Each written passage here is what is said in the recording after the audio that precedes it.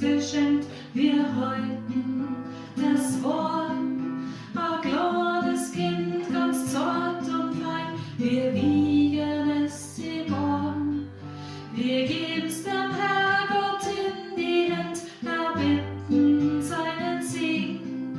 Begleiter und Beschützer soll er sein auf allen Wegen. In der Taufe wollen wir bitten für das Kind so lieb und klar. Lieber Herrgott, es beschützen, lass es nie allein. Lass die Engel unter uns auf sein ganzes Leben schauen. Hilf uns, dass wir dir vertrauen.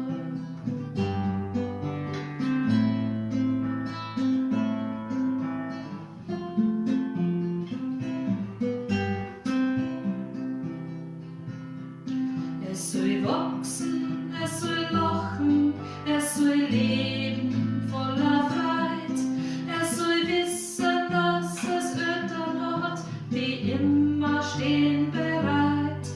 Und die sollen einmal so groß sein, dass es keinen Ausweg sieht. So lässt zum Herrgott beten, der macht alles wieder leert. In der Taufe wollen wir bitten für das Kind so lieb und klar.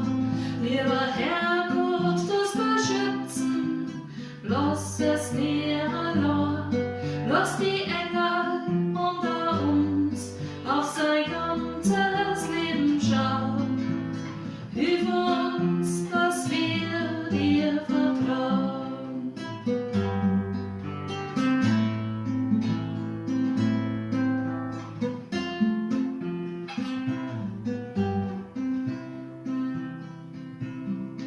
Bei seinem Namen sei's genannt, fest verschrieben in dem Mund, den der Herrgott bei der Taufe schließt, ab der ersten Stund.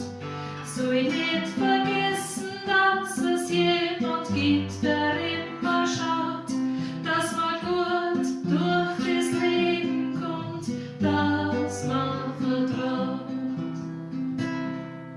In der Taufe wollen wir bitten für das Kind so lieb und klar. Lieber Herrgott, das beschützen, lass es nie allein. Lass die Engel